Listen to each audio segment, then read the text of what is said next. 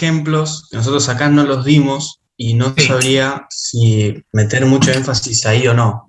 Cuando A habla de ver. economía cerrada, Sí. el modelo de tres ecuaciones tiene un caso de shock de oferta, que nosotros acá medio que lo nombramos, pero por ahí no lo vimos al detalle, y cuando habla de la trampa de deflación también hace como un modelo bastante minucioso, y no sé si estudiarlo o no. Está muy bien.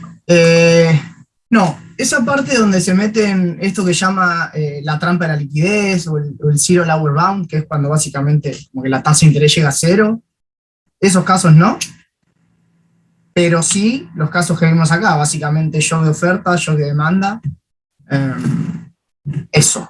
¿Sí? Bien, perfecto. Perfecto, buenísimo. ¿Alguna otra pregunta? Sí, te hago una consulta con respecto a esto. Nosotros lo que vimos en clase fue sobre todo capítulo 3, no vimos capítulo 4, ¿no? Que es el de expectativas racionales. Exacto, vimos capítulo 3. Ahora les voy a mencionar algo del capítulo 4 que quedó colgado de la clase anterior. Ah, Sí, ok, yo digo por el tema de al capítulo 4 hay que estudiarlo al mismo nivel de detalle que el 3, que fue sobre el que trabajamos. o sea, estoy medio perdido con lo que hay en cada capítulo, pero bien sé lo que fuimos haciendo con las clases, ¿sí? Claro, por eso pregunto, porque hasta ahora no vimos nada, digamos. O sea, Bueno, es expectativas racionales del capítulo 4. ok, a ver, que quede claro, yo no estoy diciendo que el 4 no entra o que expectativas racionales no entra. Lo que estoy diciendo es, sigan en base a lo que vimos en la clase. Tampoco puedo decir, este apartado léanlo, este apartado no lo lean, ¿sí? Ok, gracias. Ok, perfecto. Ahí, Melanie, creo que ¿Qué tal? ¿cómo ¿Qué tal, estás? Emilio? Te hago una pregunta. ¿En Sí, la semana o el fin de semana nos avisan qué día van a estar cada uno de las clases de consulta? sí, eso Para les que, vamos a avisar. Eh, perfecto. Nos hoy es avisan con tiempo. sí, o sea, la clase de consulta es el miércoles o el viernes, ¿no? Y el Sí, miércoles, claro. así que el martes, ya, martes, miércoles, martes, ya tendríamos que saber, ¿sí? Perfecto. Gracias. Buenísimo. Ok, bueno, arrancamos. Entonces, había quedado colgado un tema que yo no pensaba mencionarlo, dado que asumía que ustedes habían visto algo de expectativas racionales, y de hecho sé que lo vieron, pero bueno, vamos a hacer como que no. Acá, ¿sí? Entonces, recapitulando un poco,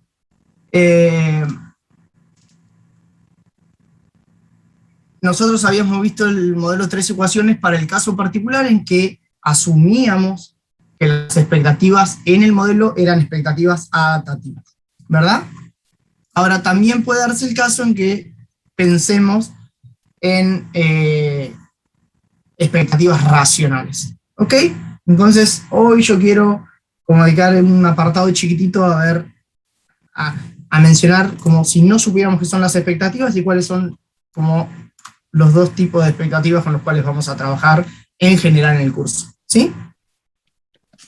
Entonces, ¿qué son las expectativas? Son previsiones que los agentes realizan sobre la magnitud de alguna variable económica en el futuro, ¿sí? Entonces son disposiciones, actitudes o estado de ánimo que van a determinar nuestro comportamiento como agentes y que de esta forma lo van a acompañar. Es decir, básicamente cuando pensemos en expectativas, vamos a estar pensando en las previsiones que los agentes realizan y que van a guiar la acción de los agentes en el modelo. ¿Sí? La definición. Ahora, ¿cuáles son los dos tipos de expectativas con los cuales podemos llegar a trabajar? Bueno, por un lado tenemos las expectativas adaptativas, ¿sí? Entonces las expectativas adaptativas plantean que los agentes esperan que la inflación en el periodo T esté influenciada por la inflación del periodo pasado o de los periodos pasados, ¿sí? Entonces, lo que yo pronostico que va a ser la inflación de mañana va a depender de lo que fue la inflación hoy, de lo que fue la inflación ayer, de lo que fue la inflación en T-2, y así puede seguir dependiendo el grado de memoria que tenga un agente, ¿sí? Es decir, básicamente uno puede pensar Un segundo.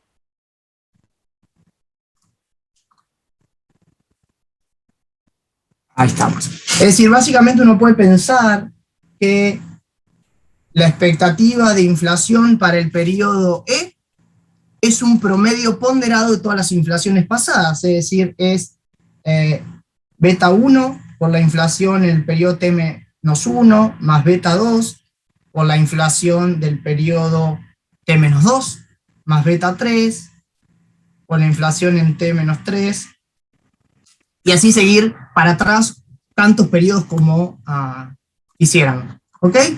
Entonces, uno se va a encontrar con que en general la sumatoria desde i igual a 1 hasta, digamos, t de beta i es igual a 1. Es decir, todos estos ponderadores debieran sumar 1, ¿sí? Entonces, uno puede suponer el caso extremo en el cual beta 1 es igual a 1, y si beta 1 es igual a 1, la única inflación que me interesa para pronosticar la inflación del futuro va a ser la inflación del periodo pasado. Y eso es lo que se conoce como indexación total, ¿sí?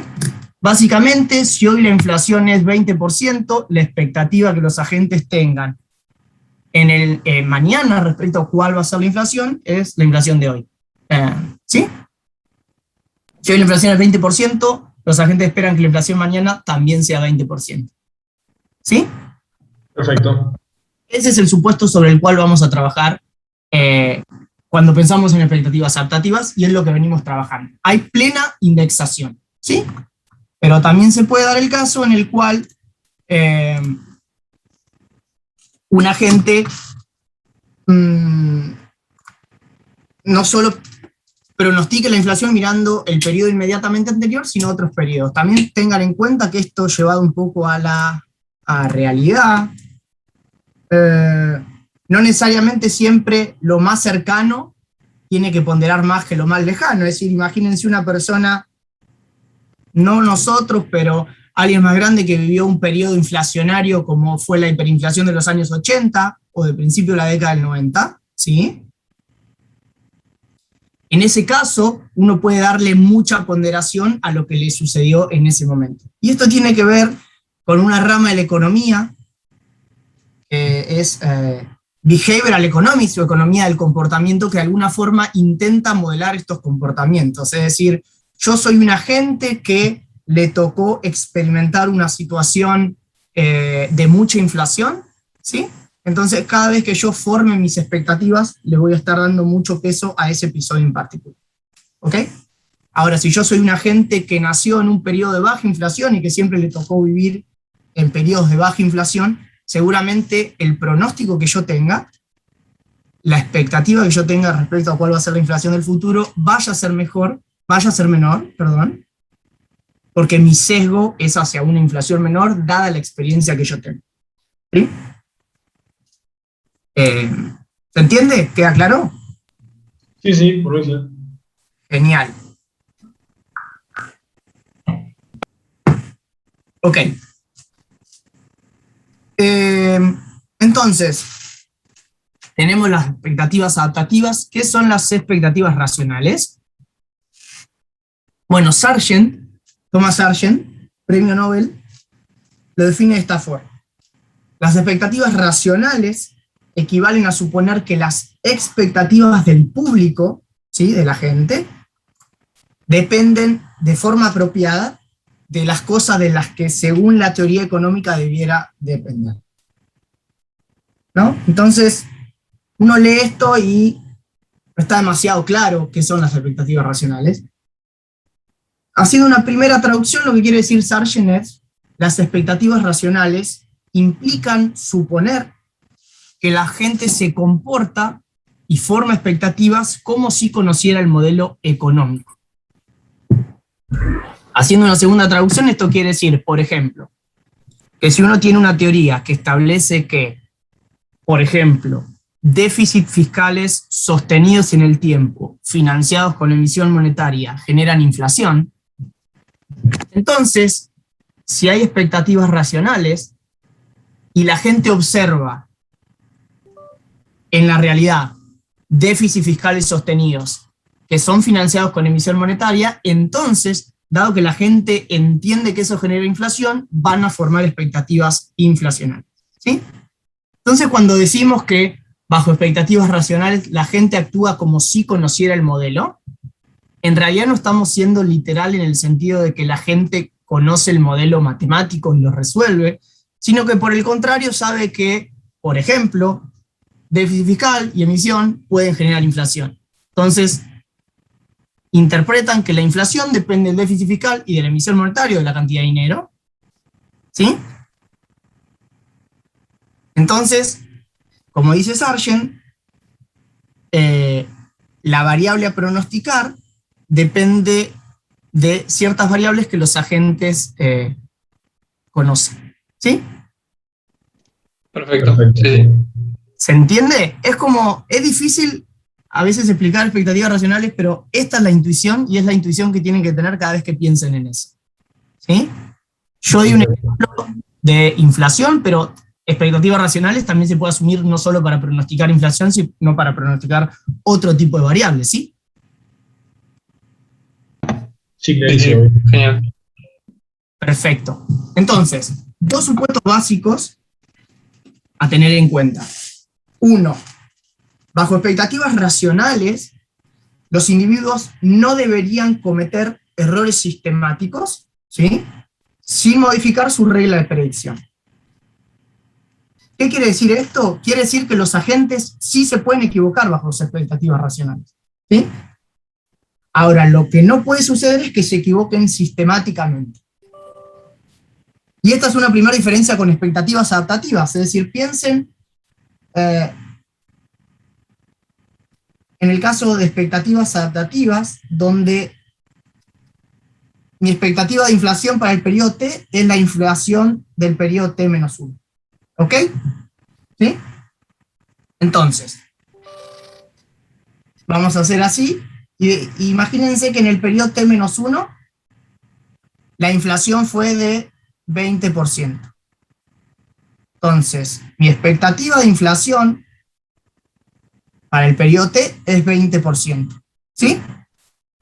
Pero supongamos que ex post, la inflación para el periodo T fue 30%, ¿no? Le erré por 10 puntos porcentuales. Un 50% más de lo que yo esperaba. ¿Qué sucede en el periodo siguiente? La inflación es de 30, ¿no? ¿Sí? ¿Qué voy a esperar entonces para T más 1? Voy a esperar una inflación de 30. Pero resulta que la inflación, por ejemplo, fue de 35. Le volví a errar, como pronosticando la inflación. Ahora, esto puede continuar y bajo expectativas adaptativas los agentes se pueden seguir equivocando sistemáticamente y en ningún momento van a cambiar su regla de predicción. Es decir, siempre van a seguir pronosticando que la inflación mañana es igual a la inflación hoy. Eso bajo expectativas racionales no puede suceder. Sí puede suceder que en un momento los agentes se equivoquen, pero no se van a equivocar siempre. ¿Sí? Segundo punto. Al formar las expectativas, los individuos consideran toda la información relevante que se encuentra disponible al momento de realizar la predicción. Otra diferencia con expectativas adaptativas. ¿Cuál es la información que yo miro para pronosticar bajo expectativas adaptativas la inflación de ayer? Es decir, hago un pronóstico con una sola variable. ¿Sí? Y es más, bajo este caso en particular, en el que yo les mostré, hago un pronóstico con una sola observación. Es decir, decime cuánto es la inflación hoy y yo te voy a decir cuánto es la inflación mañana. ¿Sí? Ahora, bajo expectativas racionales, además de eso, se considera el resto de la información. Por ejemplo, en este caso en particular, puedo mirar cuál es el déficit fiscal del gobierno, cuál es la tasa de crecimiento, en qué estado se encuentra la demanda de dinero, ¿sí? Etcétera. ¿Entiende? Entonces, estos dos supuestos son muy importantes a la hora de diferenciar expectativas adaptativas y expectativas racionales. ¿Sí? Ahora, el supuesto 1 más el supuesto 2 no implican de ninguna forma que los individuos predigan siempre con exactitud. ¿Sí?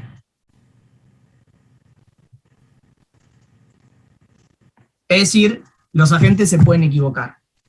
Ahora, cuando uno tiene expectativas racionales más información perfecta, ¿sí? En ese caso se da una situación de certeza. ¿Qué certeza? Es que los agentes no se equivocan.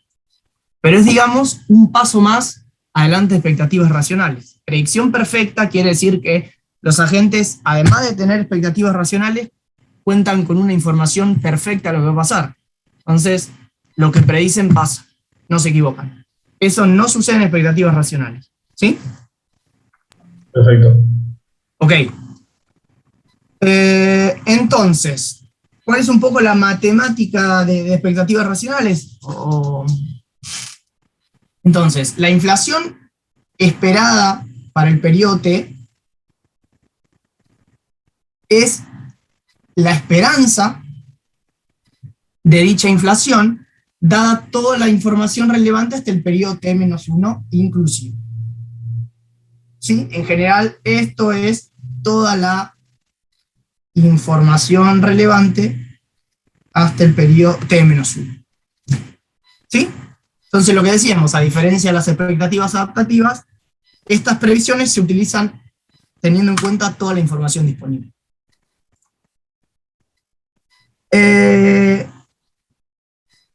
Ok. Ahora, esto que yo les decía anteriormente, acá. Supónganse que la inflación para el periodo T es pi de T, y pi T estrella es mi expectativa de inflación. Entonces, la diferencia entre lo que es la inflación hoy y lo que yo esperaba para la inflación hoy es lo que se conoce como el error de pronóstico. ¿Sí? Esto es el error de pronóstico. ¿Sí? Y este error de pronóstico entre lo que yo esperaba y lo que efectivamente es la inflación, bajo expectativas racionales se asume que es un shock aleatorio epsilon. ¿Sí? Y es más,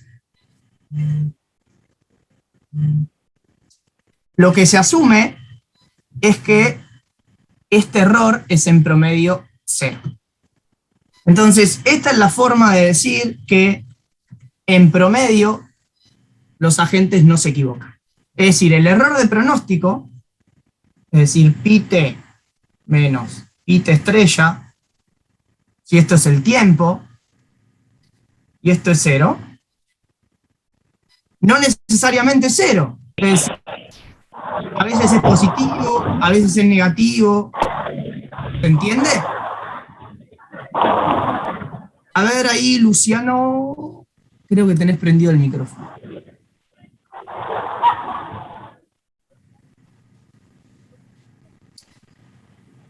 Luciano. Ahí está, perfecto, gracias. Bueno, estaba diciendo, entonces, Disculpa, profe. no pasa nada. Entonces, el error de pronóstico puede ser positivo, puede ser negativo, pero en promedio es 0. ¿Se entiende? Sí, sí, perfecto. Genial. Ok. Entonces, la forma general de pensar en el modelo, en un modelo que asuma tanto expectativas racionales como uno que asuma expectativas adaptativas es en esta forma. ¿Sí? Entonces acá tenemos la curva de Phillips y estas son las expectativas para el periodo E. ¿Sí? Entonces la formulación general de la curva de Phillips me dice que mi expectativa de inflación es un promedio ponderado entre el target de inflación del Banco Central y la inflación de ayer. ¿Sí? Esto sí creo que está en el capítulo 4, alguien lo preguntaba recién. Emilio, ¿podrías repetir eso, por favor? Sí. Entonces, esto es como una formulación general de la curva de Phillips. Es decir, yo tengo esta formulación general de la curva de Phillips y dependiendo del valor que le voy a dar a este parámetro chi, ¿sí?, uno puede tener tres casos. Si chi es igual a 0, fíjense que esto se va, esto es igual a 1, esto es pi t menos 1, y estamos en el caso que vimos hasta ahora. Fully backward looking, es decir, para pronosticar inflación, miramos inmediatamente la inflación de ayer. Si Bien. chi es igual a 1, esto es 0, esto es pi t, y estamos en el caso donde las expectativas están, como se dice, ancladas al objetivo del Banco Central. ¿Sí? Bien, sí. Ahora, Perfecto. si este valor chi se encuentra entre 0 y 1, entonces la gente al formar expectativas dice, ok, el Banco Central me dice que la inflación va a ser de 3%, bueno, lo tengo en cuenta. Ahora, la inflación ayer fue 4%, entonces también lo voy a tener en cuenta a la hora de formar expectativas. ¿Sí? Entonces uno puede jugar con esto y decir, cuanto mayor sea la credibilidad del Banco Central, uno tiende a pensar en que este parámetro chi tiende a 1 y que por lo tanto los agentes a la hora de formar expectativas no van a mirar la inflación de ayer, sino que van a mirar lo que dice el Banco Central.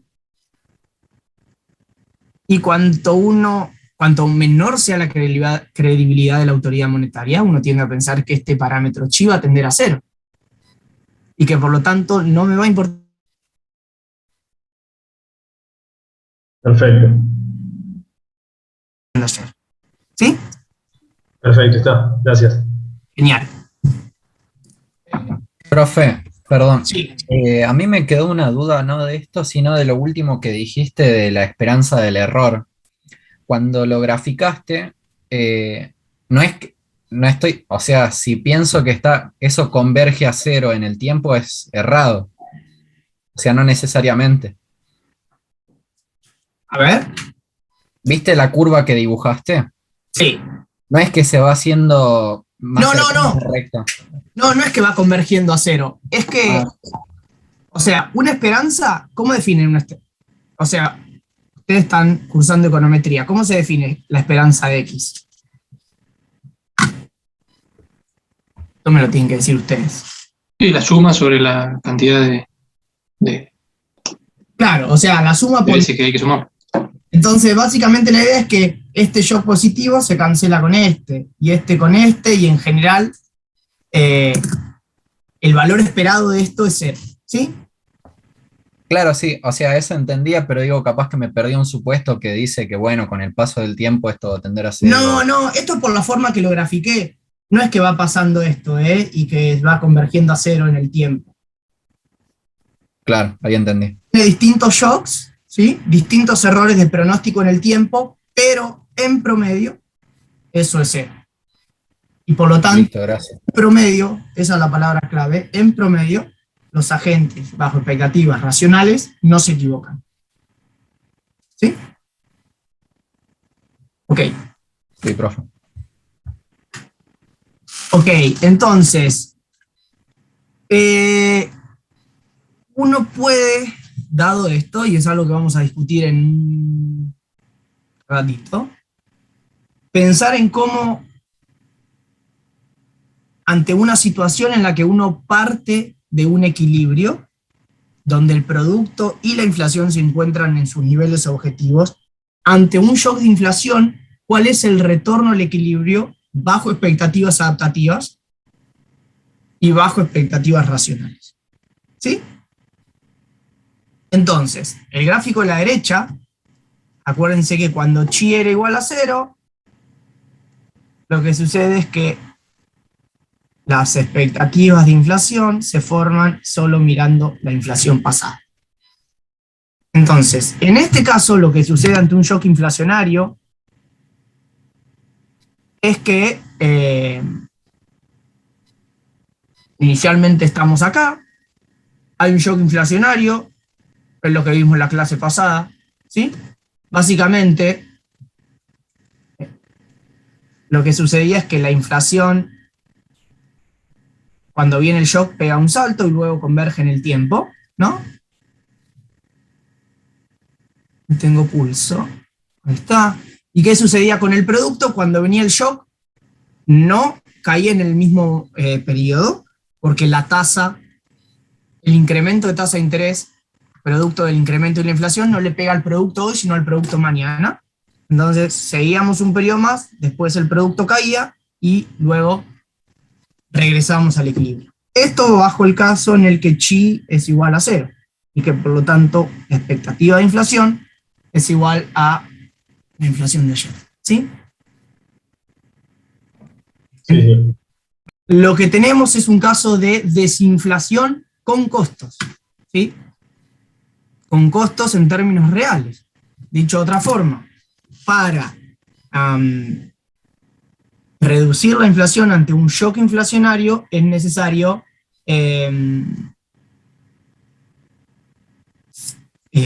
generar una desaceleración del producto o una recesión. ¿Sí? Ahora, ¿qué sucede en el caso en el que las expectativas están completamente ancladas al target de inflación? ¿Sí? Es decir, donde esperanza, las expectativas de inflación son iguales a el target del Banco Central. ¿Sí? En ese caso suceden dos cosas. Si estamos inicialmente en este punto y hay un shock temporario de inflación, la curva de Phillips se va a mover temporariamente, pero dado que las expectativas están ancladas en que mirando para adelante la inflación va a ser la que pronosticó el Banco Central, esto no va a generar ningún impacto en términos del producto. ¿Sí? Entonces, bajo expectativas racionales, si uno mueve el target del Banco Central, inmediatamente puede reducir la inflación sin generar ningún costo en términos de actividad. Y esto es exactamente la forma en que se pensaba la forma en que se pensaba el plan de estabilización o el intento de plan de estabilización de 2016-2017, que ahora en un ratito vamos a ver, cuando se anuncia meta de inflación. ¿Sí? Esto sería, profe, porque tenés plena confianza en que la inflación va a ser exactamente lo que dice el Banco Central, entonces, bueno, sigue todo más o menos así. Por Exacto. eso sería el producto igual perfecto. Listo. Exacto. Joya, gracias. Ok. Perfecto. Entonces, esto sí me interesa que tengan claro. La diferencia entre expectativas racionales, expectativas adaptativas, y cómo esto puede impactar de forma distinta en el modelo. ¿Sí? De vuelta, el modelo que nosotros vinimos analizando anteriormente es uno en el que chi es igual a 0 y que por lo tanto hay plena indexación en las expectativas. También puede darse el caso en que tenemos expectativas racionales o un caso intermedio. ¿Sí? Ok. Entonces, bueno, esto es algo que veníamos discutiendo anteriormente. Entonces, cuanto más creíble es un banco central, menor la importancia de la inflación pasada en la formación de expectativas, es decir, chi va a tender a 1. Mayor anclaje de expectativas respecto a la meta de inflación del Banco Central y menores los costos de actividad en una desinflación. ¿Sí? Ahora, ¿cómo generar credibilidad y manipular las expectativas? Bueno, esto es como... esto ha sido uno de los grandes temas de discusión en lo que es economía monetaria de los últimos 10, 20 años, ¿sí? Básicamente hay 3 puntos. Uno es la independencia, es decir, independencia respecto a ¿qué? A los ciclos políticos, a las presiones del gobierno. Por esto es que, no recuerdo si la clase pasada o la primera clase con ustedes, una de las cosas que decíamos es, una de las formas de dotar de mayor independencia al Banco Central es, por ejemplo, hacer que la duración del mandato del presidente del Banco Central no se solape con la duración de un mandato del Poder Ejecutivo. ¿Sí? Entonces, si, por ejemplo, como en Argentina, el mandato presidencial dura 4 años, bueno, que el mandato del presidente del Banco Central dure 6 años. ¿Sí? Segundo, transparencia, es decir, comunicar qué se está haciendo, por qué se está haciendo eso, cuál es la visión de futuro de la economía. Entonces, dado eso, los agentes cuentan a la hora de tomar sus decisiones con la información respecto a qué es lo que va a hacer el Banco Central y por qué lo va a hacer. ¿Sí? Y por último, hay cuestiones de reputación, es decir, lo que se conoce en la literatura como commitment, es decir, cumplir con lo que se promete y en caso de que no, explicar la razón de por qué.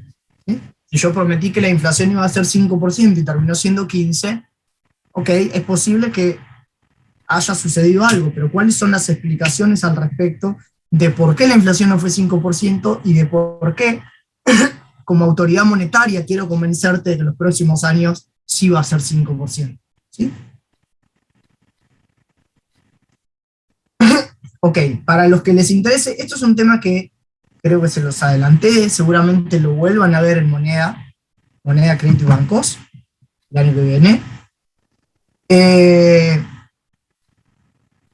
Pero al que les interese, por ejemplo, que está relacionado y que es como llamativo y se lee fácil, hay un texto que se conoce como la teoría Maradona de la tasa de interés, ¿sí? Y que tiene que ver con esto de credibilidad, expectativas. Entonces, la teoría Maradona de la tasa de interés es una teoría formulada por un banquero del Banco Fingland, del Banco Central de Inglaterra. Y la idea era decir que, haciendo una similitud con el gol de Maradona en el 86 a los ingleses, lo que planteaba es que en una determinada situación el Banco Central quería generar un cambio de expectativas, entonces, a partir de su comunicación, el Banco Central hizo que todos los agentes en la economía hicieran lo que el Banco Central quería para sus objetivos sin tener en ningún momento que modificar la tasa de interés. ¿Sí? Entonces es la idea de que al que le gusta el fútbol, no, Maradona en vez de ir gambeteando, en realidad amagaba para un lado, pero eran los ingleses los que se iban tirando, pero Maradona casi que sigue en línea recta cuando hace el gol. Bueno, el Banco Central de Inglaterra casi que sigue en línea recta con su política monetaria sin tener en ningún momento que modificar la tasa de interés y solo haciendo que los agentes de la economía hagan lo que desea comunicando, ¿sí? Diciendo voy a hacer esto, pero en ningún momento estoy modificando la tasa de interés. Estoy influyendo en las expectativas de los agentes actúan en consecuencia, pero en ningún momento muevo lo que estoy haciendo. ¿Sí? Entonces, es anecdótico, pero al que le interese está ahí también. Ok, no sé si hay alguna pregunta. ¿De quién es este trabajo, profe, que dijo recién? No estoy seguro ahora.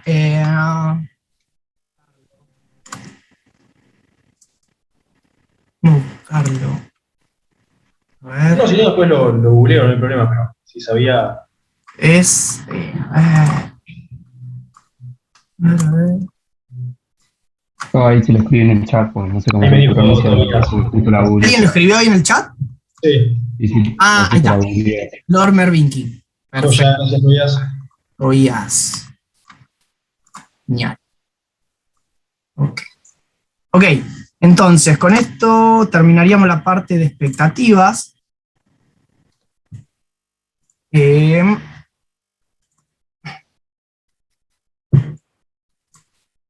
Yo esta filmina no se la subí, les prometo que hoy después de la clase se la subo, la de economía abierta. Okay.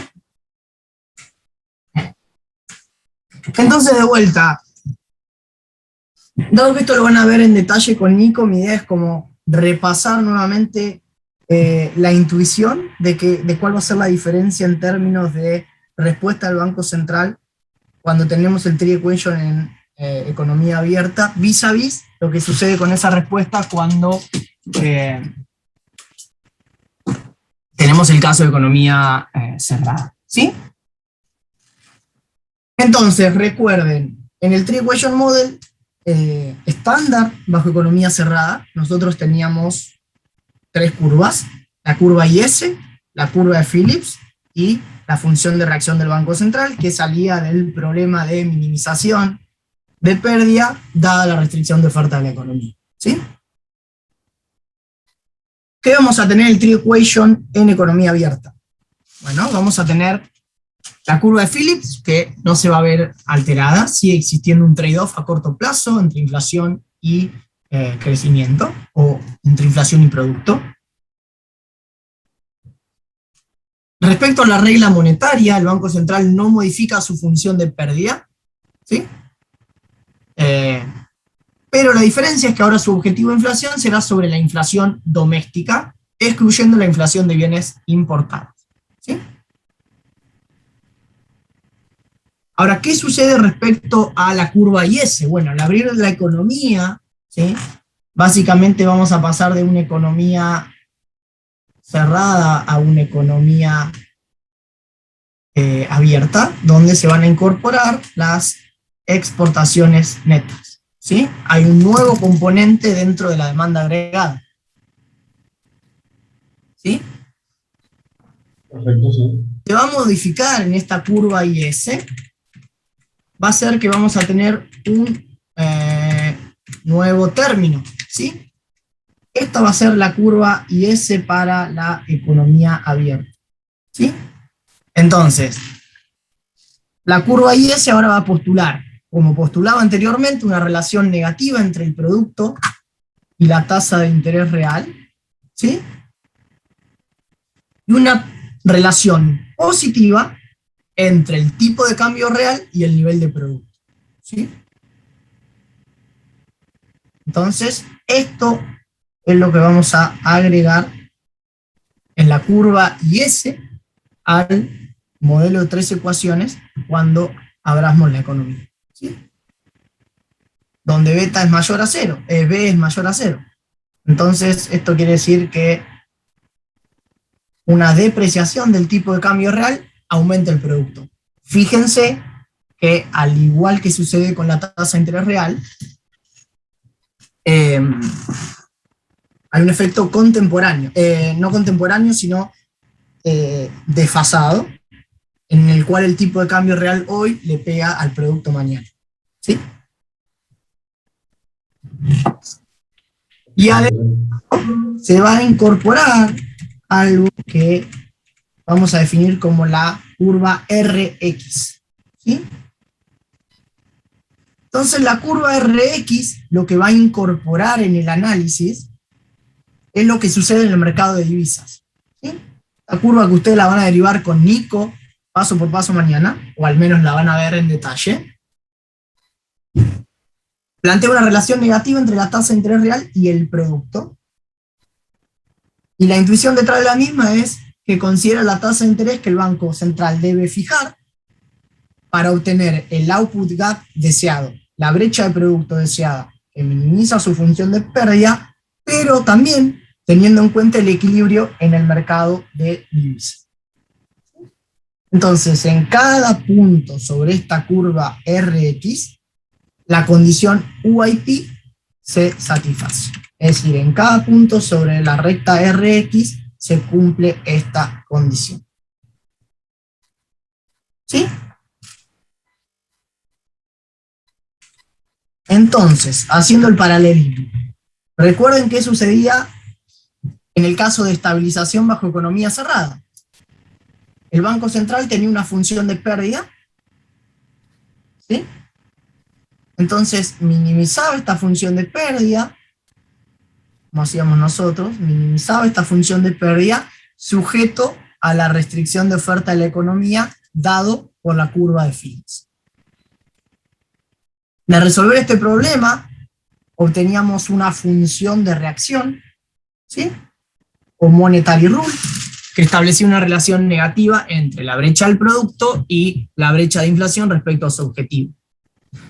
Ahora, ¿cómo el Banco Central implementaba ante un desvío de la inflación respecto a su objetivo el output gap deseado, que minimizaba su función de pérdida, vía la elección de una tasa de interés real que fuera consistente con la curva IS. ¿Sí?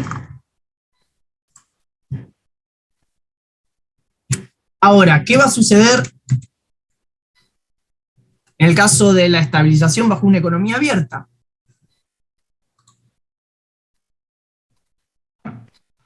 Déjenme borrar esto. Tiene que poner una tasa de interés más baja, ¿no? A comparación de economía cerrada. Exacto, eso es lo que habíamos dicho la clase. Sí. Ahí vamos a llegar a eso. Pero déjenme antes de esto decir lo siguiente. Fíjense que en el caso de una economía abierta, el Banco Central va a minimizar la misma función de pérdida,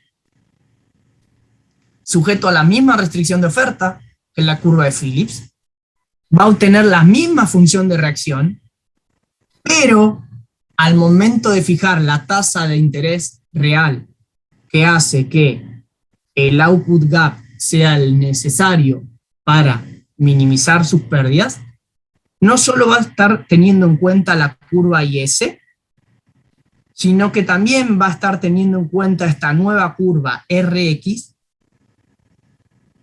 que representa el equilibrio en el mercado de divisas. ¿Sí? Dicho de otra forma, al fijar la tasa de interés real, al Banco Central le va a importar ahora tanto el equilibrio en el mercado de bienes como el equilibrio en el mercado de divisas. ¿Sí? Entonces, fíjense que esto no cambia respecto a la comparación entre economía cerrada y economía abierta, pero ahora, al fijar la tasa de interés real, vamos a estar mirando tanto la curva IS como la curva RX. ¿Sí? ¿Queda claro? Sí, sí. Ok. Entonces, algo que habíamos adelantado la clase pasada.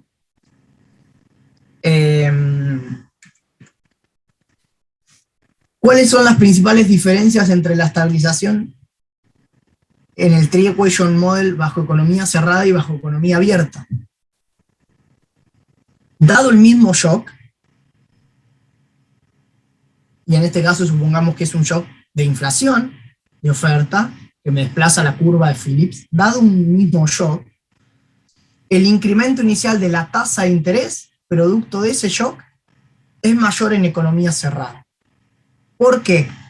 Bueno, básicamente porque en economía abierta, además de operar el canal de tasa de interés, también va a operar el canal del tipo de cambio. ¿Sí? ¿Y cuál es la lógica detrás? Hay un shock inflacionario, el Banco Central debe atacarlo. ¿Cómo lo debe atacar? Lo debe atacar subiendo la tasa de interés. ¿Para qué? Para que el producto caiga por debajo de su nivel de equilibrio, ¿verdad?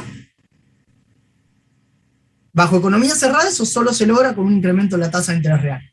Ahora, bajo economía abierta, como vimos, la curva IS va a depender de dos cosas.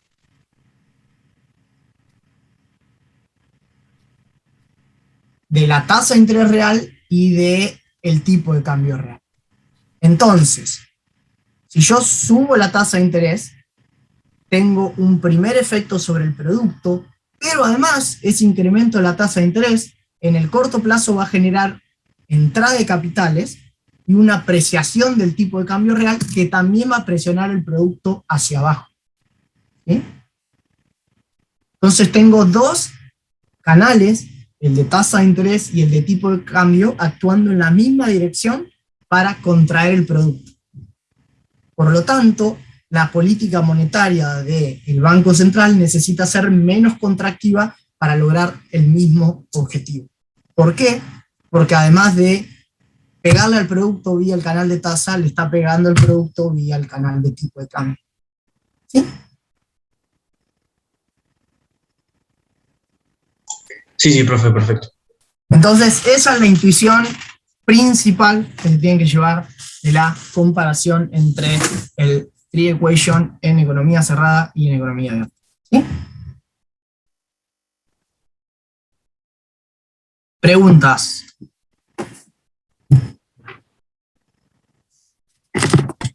Hay una en el chat, creo.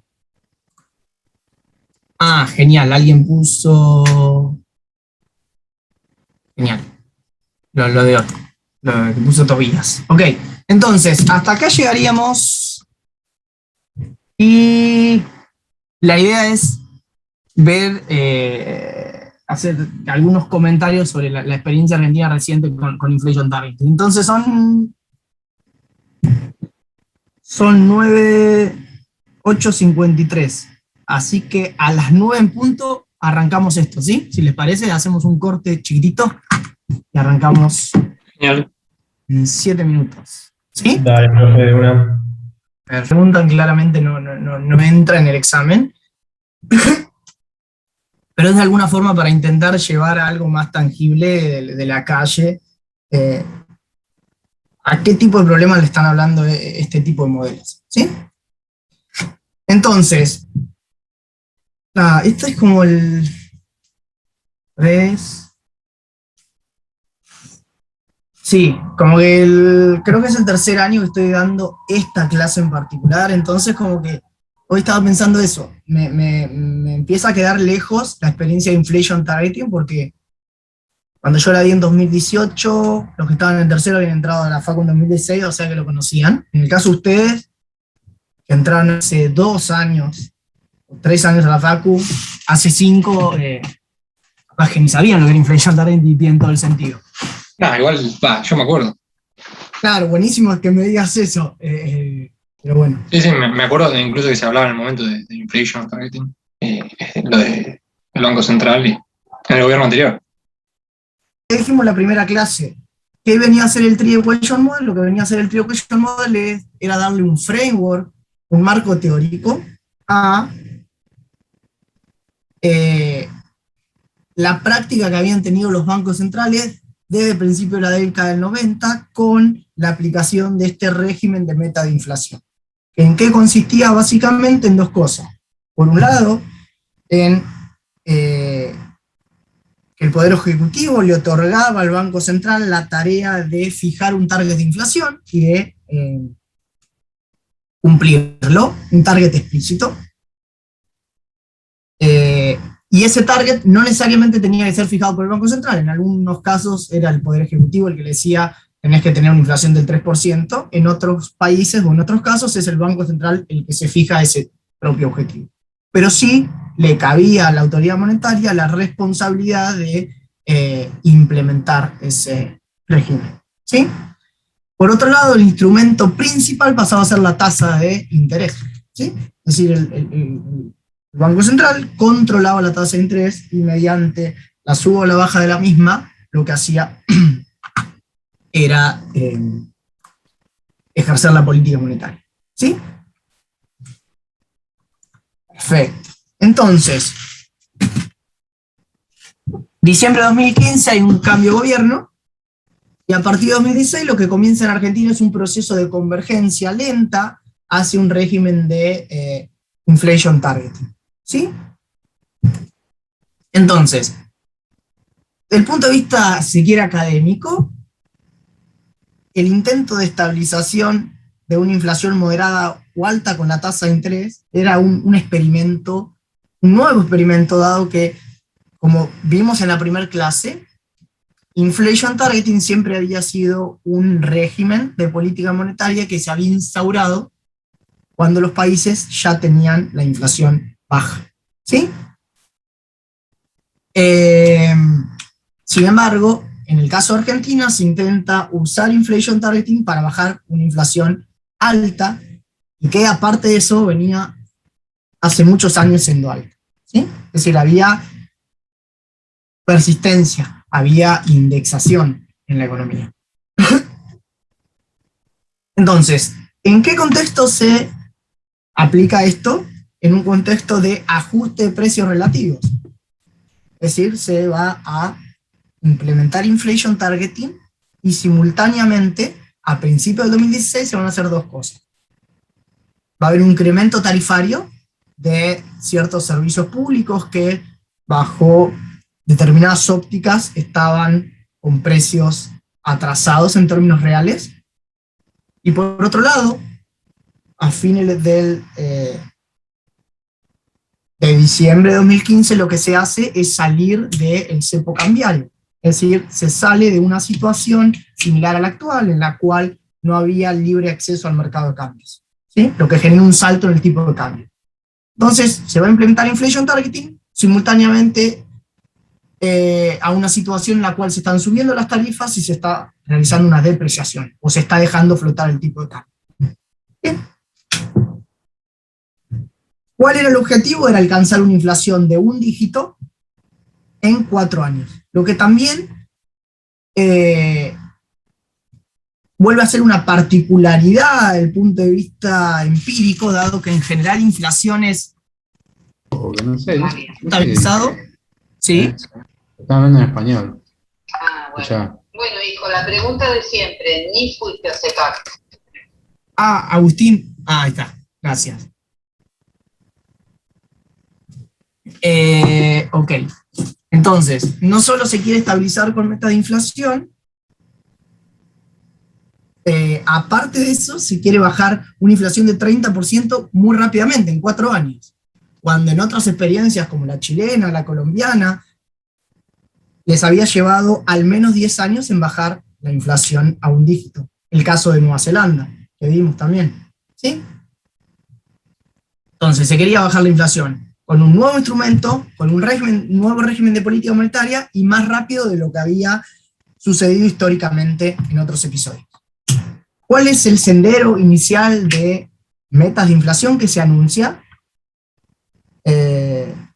Se quería una inflación para 2016 entre 20 y 25%, para el 2017 entre 12 y 17%, para 2018 entre 8 y 12%, y para 2019 de un dígito, de 5%.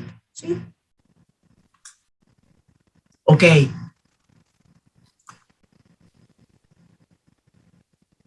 ¿10 años para bajar una infla de 20%? Pregunta alguien en el chat. Sí, pero en este caso, en el caso de estos dos países, lo hicieron creciendo. Es decir, no es tan fácil bajar una infla de 20% sin generar una recesión. Chile y Colombia lo lograron. ¿Sí? De hecho, hay un trabajo muy importante de un profesor de acá de la Facu, creo que es la tesis de maestría de Fernando Morra, que se llama Moderando inflaciones moderadas, y justamente analiza esos 2 episodios. ¿Sí? Ok. Entonces, como decíamos,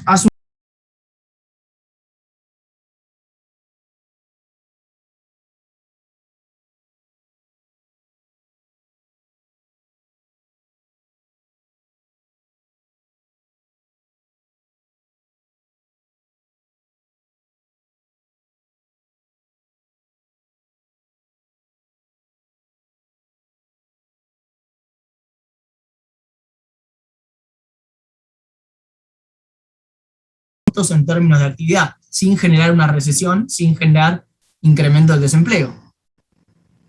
¿Cuál era la idea? Si todos pensamos, si el gobierno anuncia una menor inflación para el año siguiente y todos creemos que la inflación efectivamente va a ser menor, y todos pensamos, como dice Daniel Heyman, que todos piensan que esa inflación va a ser menor, entonces efectivamente la inflación va a ser menor y podemos llegar a un nuevo punto donde tenemos una tasa de inflación menor sin ningún costo en términos de actividad.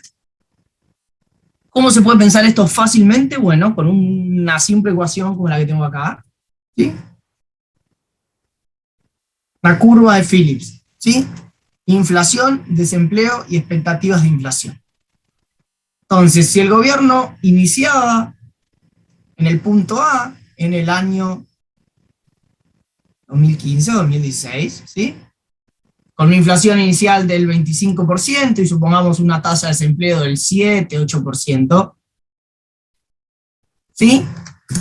Entonces, ¿qué nos decían Samuelson y Solow? Lo que decía Samuelson y Solow es, dado que yo ahora te presenté una curva de Phillips con inflación y con desempleo, yo como policymaker puedo elegir el punto en el cual me quiero ubicar a lo largo de esa curva de Phillips, ¿sí? Ahora, el trade-off o el dilema que uno tiene es que hay una relación negativa entre inflación y desempleo. Si uno quiere pasar de un punto como A a un punto como B donde la inflación, digamos, es del 5%, y lo que tiene que soportar, al menos en el corto plazo, es un incremento de la tasa de desempleo. ¿Sí? Ahora, ¿cuál es la alternativa? La alternativa es generar un desplazamiento de la curva de Phillips. ¿Cómo se va a generar ese desplazamiento de la curva de Phillips? Atacando el componente de expectativas de la misma. ¿Sí? De vuelta, si hay un anuncio sobre que la inflación va a ser más baja y todos me creen, y hay un cambio de expectativas inflacionarias, uno puede desinflar la economía, puede bajar la inflación sin costos en términos de actividad. Y esta era un poco la lógica detrás del plan. ¿Sí? Ok.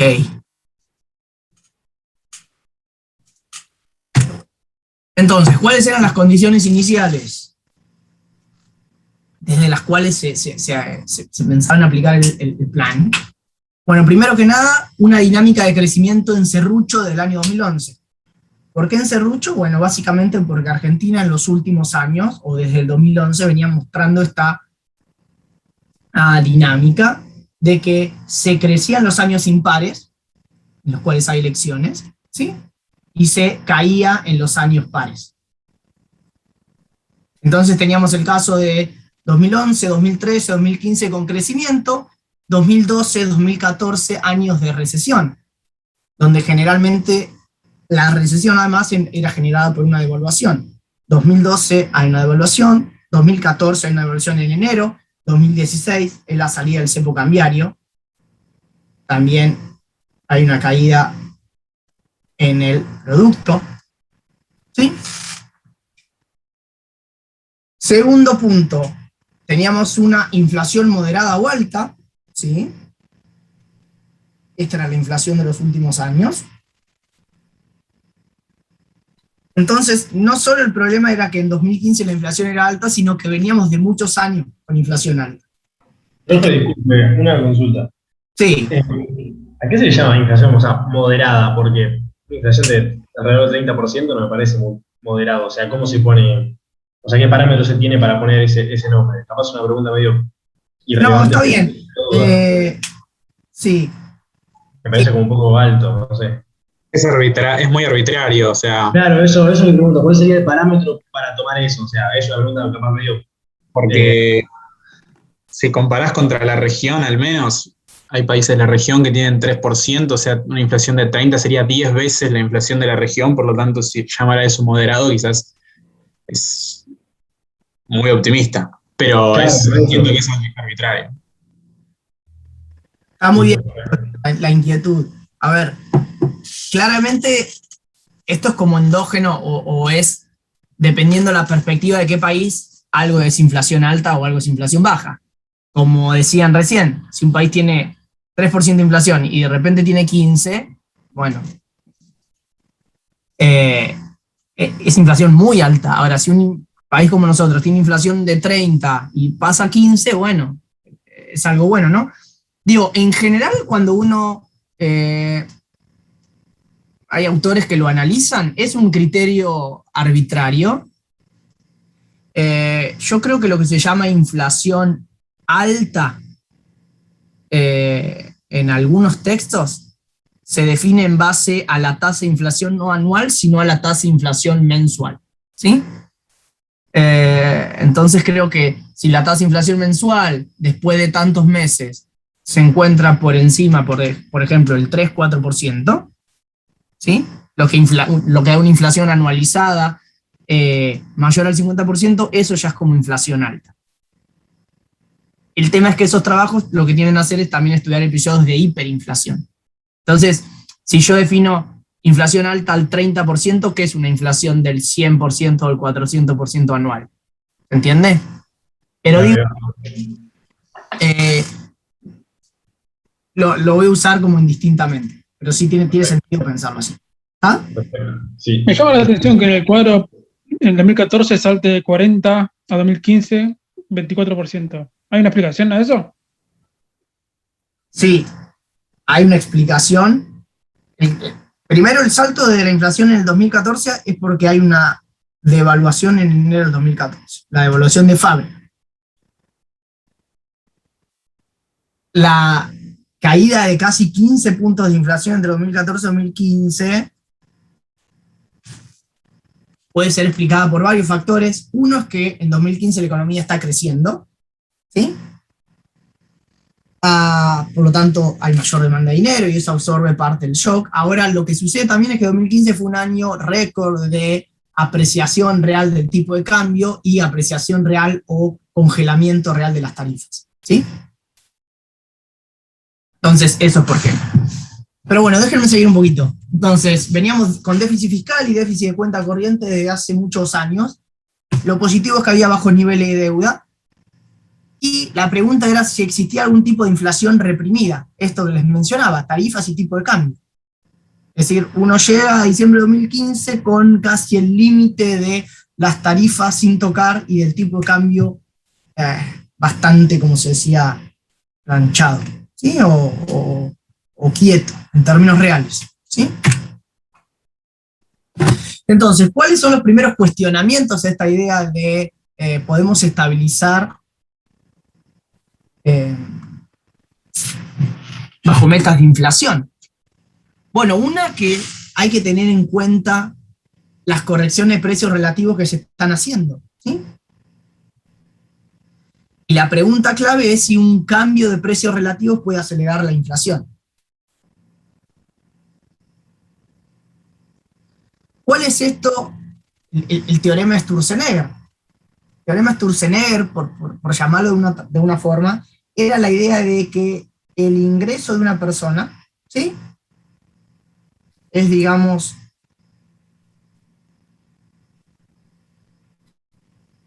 la suma, el ingreso o el gasto de una persona de el gasto en los distintos bienes de esa persona. Es decir, gasto en el bien X1, P1 por X1, donde P1 es el precio de ese bien. Entonces la idea que presenta Sturzenegger a principios del 2016 en la Academia Nacional de Ciencias Económicas es esta idea de que un error de los economistas usualmente es mirar el equilibrio parcial y no el equilibrio general, ¿sí? Entonces, ¿qué quiere introducir con esto? La idea de que está bien, es cierto que el incremento de tarifas, si tarifas es, digamos, el bien X2, o luz es el bien X2, me va a aumentar P2 y por lo tanto mi gasto en tarifas va a aumentar.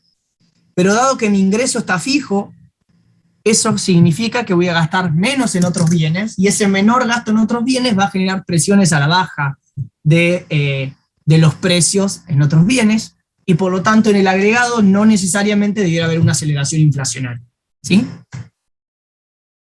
Ahora, ¿cuál es, si se quiere, el teorema o lo que nos diría la teoría de Olivera? Que es algo que, digo, me sirve que ustedes hayan tenido la clase de inflación estructural anteriormente. ¿Qué decía Olivera? Olivera lo que decía es que en general los precios son rígidos a la baja, ¿no? Por lo tanto, una corrección de precios relativos podría acelerar la inflación.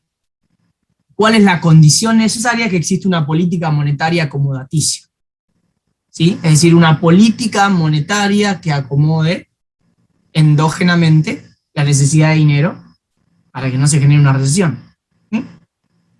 Entonces, era un primer cuestionamiento a esta idea de, está bien, estás anunciando metas de inflación, pero simultáneamente devaluaste y simultáneamente ajustaste tarifas. ¿Eso no va a acelerar aún más la inflación? Segundo punto que se discutía en ese momento es cuál es el canal de transmisión de la tasa de interés, ¿sí? ¿Por qué canal opera la tasa de interés? Entonces, generalmente cuando se pensaba que se podía, o que se argumentaba que la inflación podía bajarse usando la tasa de interés como instrumento,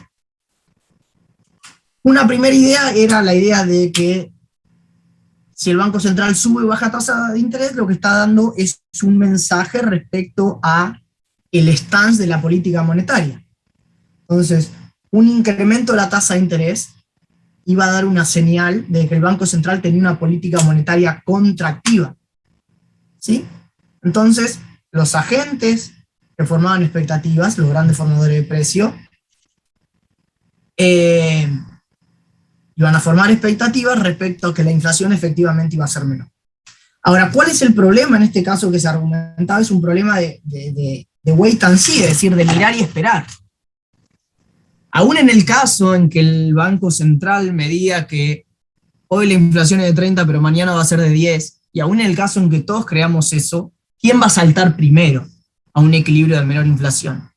Dicho de otra forma, ¿quién va a ser la primera empresa que aumente los precios al 10% y no al 30% para el próximo periodo? ¿Quién va a ser el primer sindicato que va a cerrar una paritaria al 10 y no al 30%? ¿Entiende? Aún en el caso en que creamos, ¿quién salta primero? ¿O cuáles son los incentivos para saltar primero? Ahora, el otro argumento que se mencionaba es que hay una dificultad real y tangible de generar credibilidad de la noche a la mañana. Es decir, aun cuando haya una nueva administración, con un nuevo régimen de política monetaria, eso genera automáticamente expectativas lo suficientemente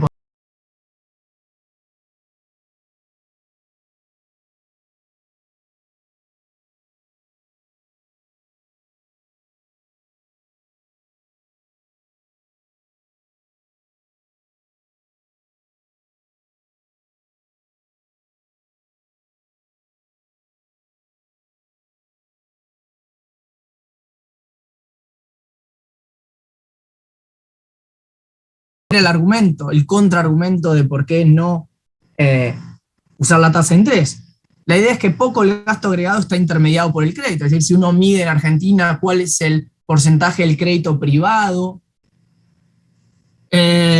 sobre el PBI, lo que se encuentra en general es que gran parte del consumo y la inversión están limitados por el ingreso y la riqueza, ¿sí? No necesariamente por el crédito. Entonces, aun cuando yo mueva la tasa de interés y eso mueva el costo de financiamiento, no necesariamente va a haber una caída del consumo, una caída de la inversión suficientemente grande para generar un impacto en la inflación. Ahora,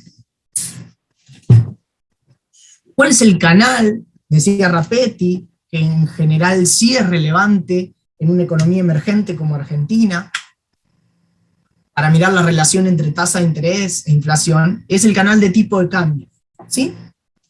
¿Y cuál era la idea? Y es algo que venimos discutiendo. Un incremento de la tasa de interés lo que genera es que los activos en moneda local sean más atractivos.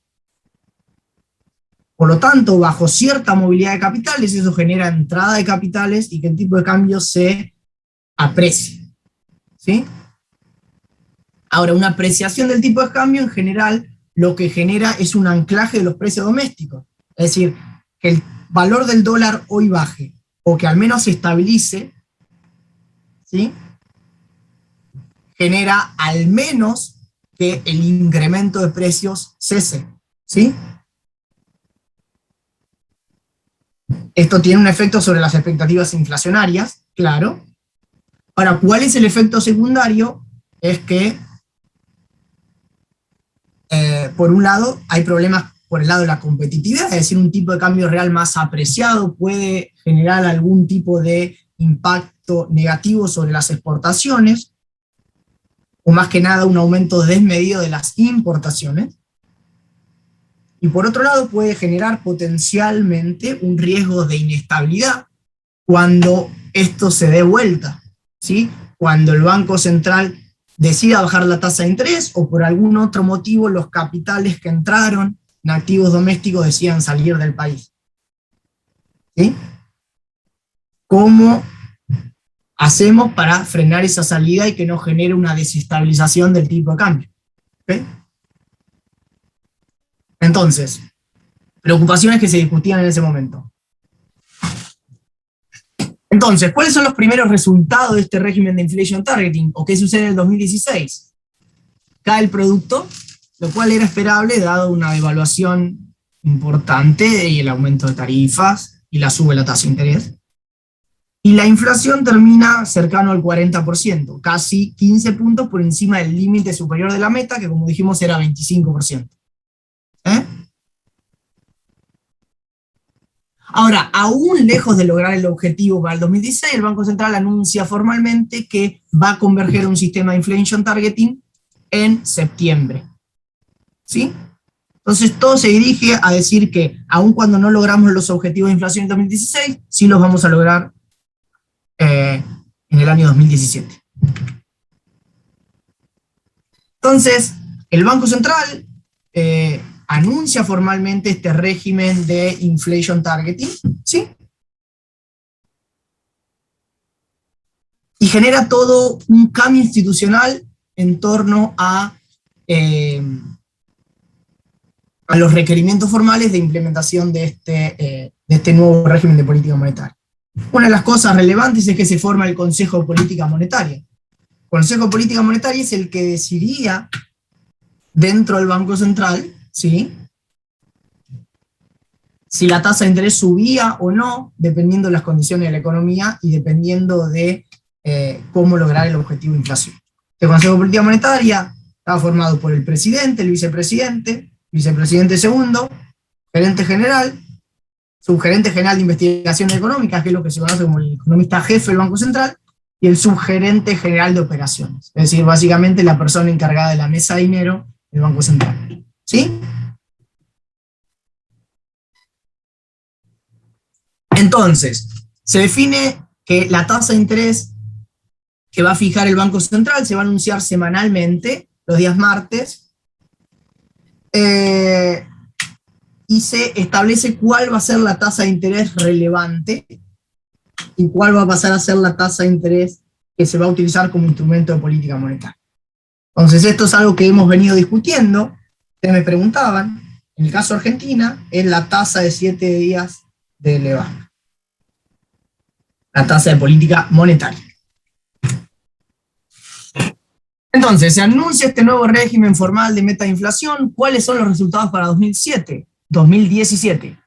La economía vuelve a crecer, lo cual es bueno, pero digamos que era esperable parados acá, ¿no? Es decir, seguimos teniendo la dinámica de serrucho. 2016 la economía cae, 2017 año electoral la economía vuelve a crecer.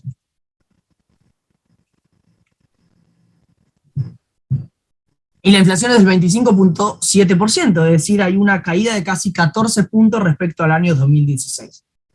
Ahora, ¿qué comienza hacia 2017 o hacia fines de 2017? Una tensión entre el Ministerio de Economía y el Banco Central. ¿Por qué? Bueno, básicamente lo que planteaba el Ministerio de Economía es que la tasa que fija el Banco Central es excesivamente agresiva, excesivamente alta. ¿Y qué genera? Por un lado, restringe el crecimiento, es decir, si la política monetaria fuera menos agresiva, en vez de crecer al 2.7%, la economía podría crecer, por ejemplo, al 4%. Esto obviamente impacta sobre la recaudación fiscal. Una economía que crece menos es una economía que recauda menos impuestos. ¿Sí? Ahora, dado un objetivo de déficit fiscal, el hecho de tener una menor recaudación genera necesidades extra de financiamientos, es decir, genera que el Poder Ejecutivo tenga que salir a buscar financiamiento por otro lado. Esto desde la perspectiva del Ministerio de Economía. A su vez, la alta tasa de interés aprecia el tipo de cambio real y genera un potencial efecto negativo sobre exportaciones netas. Entonces, ¿qué pedía el Ministerio de Economía hacia fines de 2017? Recordemos, el Ministerio de Economía, hacia fines del año 2017, el ministro era Duhovne. ¿Ok? Entonces, ¿qué es necesario? Una reducción en la tasa de interés y una recalibración de las metas. Es decir, empieza a circular la idea de que las metas de inflación inicialmente impuestas por el Banco Central eran demasiado ambiciosas.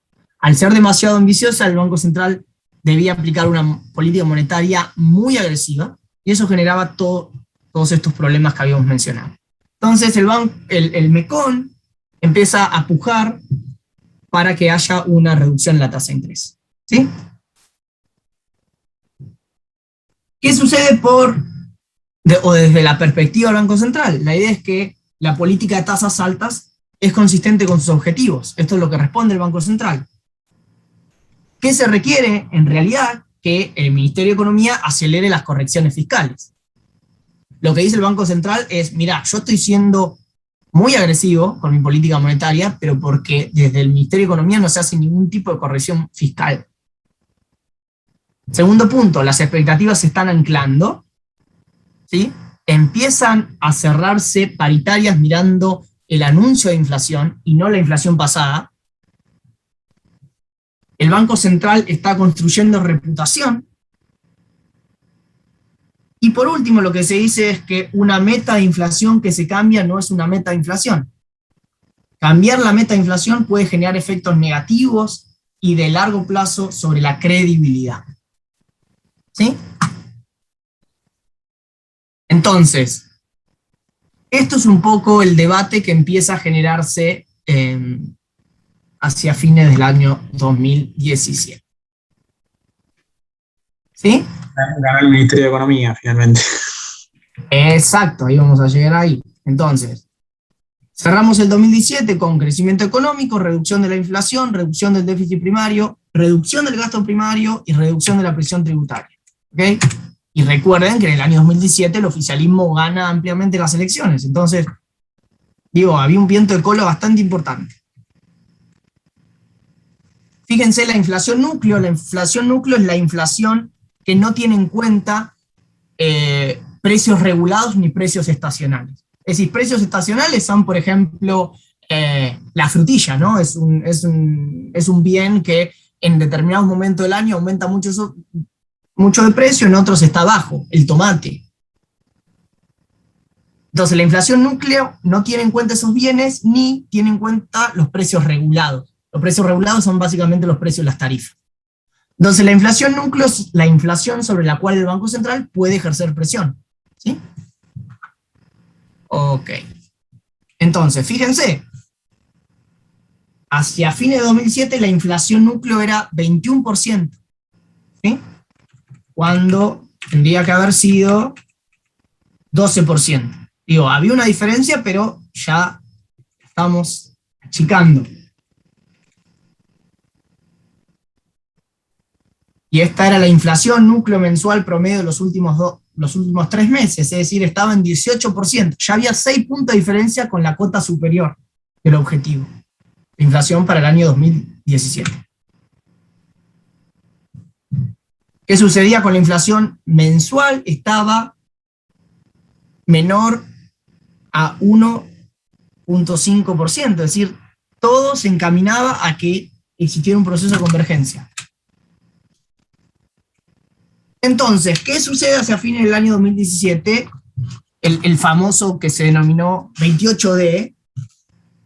Hay una reunión o una conferencia de prensa entre o de la que participan el ministro de Economía, el ministro de Finanzas, el jefe de gabinete y el presidente del Banco Central, en el cual se anuncia formalmente, ¿sí?, el cambio de la meta de inflación. Es decir, en este debate entre economía y Banco Central, termina primando la visión del Ministerio de Economía, la cual planteaba la necesidad de una reducción en la tasa de interés y una recalibración, era el nombre que se utilizaba en ese momento, de las metas. ¿Sí? Entonces yo tengo este video muy cortito, les quiero mostrar. Acá. Entonces, ¿están viendo un video de YouTube ustedes? Sí. Entonces, de vuelta, marco contexto de esto. 28 de diciembre, jefe de gabinete, ministro de Economía, Nicolás Dujovne, ministro de Finanzas, Caputo, y presidente del Banco Central, Sturzenegger, se anuncia formalmente el cambio o la recalibración de las metas de inflación. Y esto es una pregunta en particular que quiero que escuchemos, es esto. Ahora va a venir. No podemos escuchar el audio. Nosotros no escuchamos, profe. No se escucha, profe. No escuchan el audio. Creo que tiene que dejar de compartir y volver a compartir. El otro día pasó lo mismo con otro profe. Y seleccionar una opción cuando le aparezca en compartir pantalla, compartir video también. Compartir audio, ¿no? A ver si puedo. Creo, algo así era, no me acuerdo bien. Pero... Sí, aparece abajo del todo, del cuadrado. Optimize for video clip. Y share sound. A ver. perjudicando, no Perfecto. protegiendo. Ahí está. Se escucha, se escucha. Sí. Perfecto, sí. Genial. Y ahora los perdí ustedes, pero... Ok, entonces, están escuchando esto. Protegiendo al trabajador, Última pregunta. Esta es la pregunta en particular. Buenos días, Marcia de Loca de la Política Online. Metas que se cambian no son metas, repitió usted, presidente del Banco Central, durante todo este año. Sí, metas que se cambian no son metas, lo que habíamos dicho anteriormente. Y la semana pasada, la anterior, Gustavo Cañonero recordaba que cuando Brasil implementó un cambio similar en la corrección de metas, el Banco Central de Brasil tardó 10 años en recuperar la confianza y la credibilidad. Es decir, en una situación similar, el Banco Central de Brasil, cuando cambió las metas de inflación, le llevó al Banco Central de Brasil casi 10 años en volver a generar confianza, en volver a generar una situación en la cual la gente, los formadores de precios, le crean al Banco Central respecto a cuál es su objetivo y su compromiso con la inflación. Me pregunto, y en particular se lo pregunto a usted, señor Peña, ¿qué cree que transmite a los mercados el hecho de que haya sido el ministro de Hacienda, Nicolás Dujovne, y no el presidente del Banco Central, quien haya enunciado las nuevas metas de inflación? Muchas gracias. De vuelta, lo que sucedía en ese momento es que la nueva meta de inflación la anuncia, o sea, quien habla es el ministro de Economía, no el presidente del Banco Central, lo que de alguna forma transmite cierta subordinación, además del Banco Central al Ministerio de Economía. ¿No? Les voy dando contexto. Sucede este caso en particular.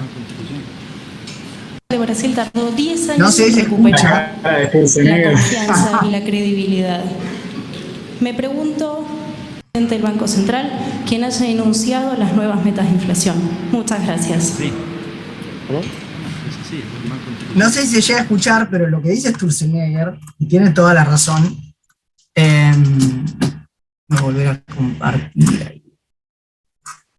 Lo que dice Sturzenegger es que es así. O sea, inflation targeting es un marco institucional. Entonces, una vez que uno cambia las reglas de juego, ¿sí? Una vez que uno cambia el marco institucional en el cual uno anunció metas de inflación, está de alguna forma dinamitando todo el esfuerzo anterior o la credibilidad o reputación que pudo construir hasta ese momento. ¿Sí? Entonces esto, como digo, a mí me gusta mostrarlo porque se ve muy claramente en un minuto, es una muy buena pregunta y es algo como automático que le sale a Federico en ese momento, presidente, decir, es así, es un marco institucional, tiene razón lo que está diciendo. En ese momento diciéndoselo a Peña, que era un poco la figura, junto con el Ministerio de Economía, detrás del pedido de una recalibración de las metas. Entonces, parado, digo, toda esta charla es parada desde la perspectiva de un banquero central. ¿Qué sucede post 28D? Fíjense, esto es el periodo pre-inflation target.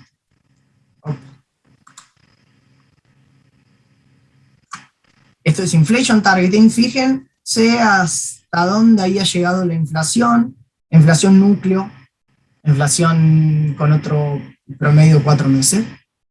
Post 28D, todo parece acelerarse. ¿Ok? Estas eran las expectativas de inflación hasta diciembre de 2017. ¿Sí? Fíjense dónde estaba la expectativa de inflación núcleo. ¿Sí? ¿Qué pasa después del 28D? Esto era el spread, esto es el ENVI, digo, el spread que le cobraban a Argentina en los mercados financieros internacionales por salir a tomar deuda. Hacia enero de 2017, fíjense dónde estaba el ENVI. Es decir, le cobraban una sobretasa menor a 100 puntos básicos por sobre lo que rendía un bono soberano de Estados Unidos, un bono sin riesgo. Post 28D, ¿sí? Esto, ¿cuál era la tasa de política monetaria? Es decir, fíjense,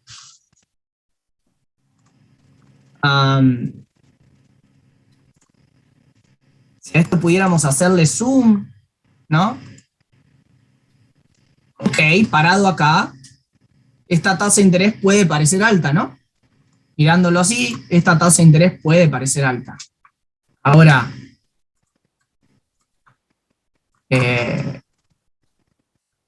a ver, ¿qué más?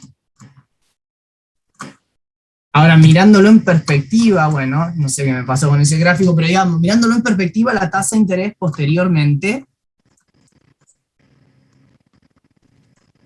fíjense a dónde llegó, 70%, 80% la tasa de interés nominal. ¿Sí? Y esto es por último el PBI. Es decir, es el PBI ajustado por estacionalidad. Fíjense dónde estaba en diciembre de 2017, en un récord. ¿Qué pasó después? Digo, esto mirado desde la perspectiva de un banquero central. En particular, todos estos gráficos son de un paper que tiene Sturzenegger, donde de alguna forma lo que hace es defender su defensa de resistir la tasa de interés en ese nivel. ¿Alguien puede tener otra historia para lo que pasó después? Yo lo que intento contarles hoy es la historia desde la perspectiva de un banquero central y por qué este cambio de meta de inflación puede haber sido potencialmente tan nocivo. ¿Sí? Increíble, profe. Es muy interesante, la verdad, fuera de joda. Muy, muy bueno. Pensé que me lo estaba diciendo. No, a mí me gustó mucho. Además, siempre se habló muchísimo del tema. Sí. En la tele y todo. Y nada, verlo así con datos Digo, es increíble.